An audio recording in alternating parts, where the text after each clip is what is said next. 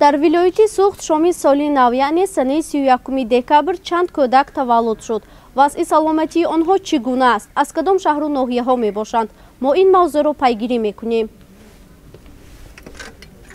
در تولدخانه ولایتی سوخت شامی سالی نو 7 کودک تولد شده است. در این باره مدیر شعبه نوزادان مطلوبه قاسمова اطلاع داد. موصوف میگوید که شماره نوزادان شامی سالی نو تولید شده در مقایسه به سال گذشته 2022 3 نفر کم می باشد. حالا وضع سلامتی کودکان خوب بوده، تنها 1 نفری آنها بنابر نارسیده تولد شدن در شعبه احیا زیر نظارت دکتران قرار دارد. در ساعت 12 1 نفر با وزن 4 کیلوی 300 و 1 نفر با حاملگی عارضی شد با ولادت پیش از مولد با وزن 1 کیلو 400 کودکی که رسیده تولد شده است در نزد مادر در حالت سلامتی خوب دارد و در نگاهبانی مادر می باشد در نظارت دکتران و کودکی که از ولادت پیش از مولد با وزن 1 کیلو 400 تولد شده است وابسته به حالت مادر با فشار بلندی مادر تولد کرده شده است. حالا در اتاق اینتنسیوی حالت کودک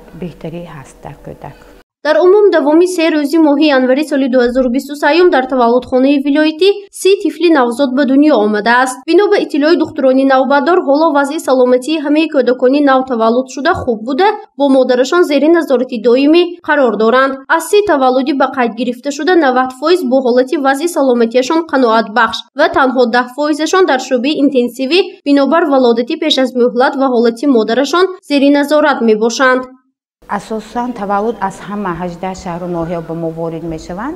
از آنها بسیارتر از ناحیه هایی که نزدیکتر بابا جان غفور اسپیتال مین جبار رسولوف بسیارتر میشه و عموما از همه ناحیه ها می باشه، از پنجکند عینی از مسجد کوهی عینی ها در نظارت ما می باشند. این زن راضیه آتاییوا ساکن جماعت دهاتی اونجی ناحیه باباجان غفروف می باشد. صبح امروز سنه 3 ینور ساعت 7 صبح کلینی خوردیش را به تولدخانه ولایتی آورد. میگوید که تولد این کودکچه برای آنها نبیره نهم است. بنابر 2 فرزند کلانی کلینی خوردیش دخترچه بودند، حالا اعضایان عائله انتظار تولد پسر می باشند. در عرفه سال نو میلادی برایشان این تحفه خاطره‌ای خواهد بود. سیت کلینم هست.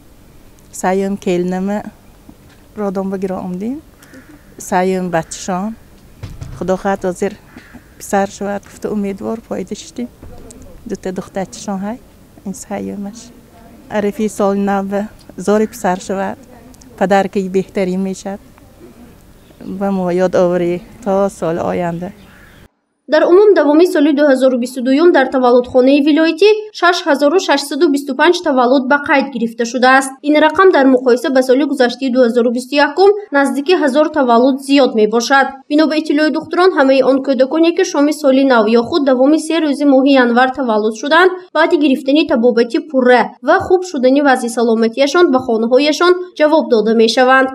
گزارش فرزانه شمسی و نسیم رحیموف برای برنامه لاتی خبر.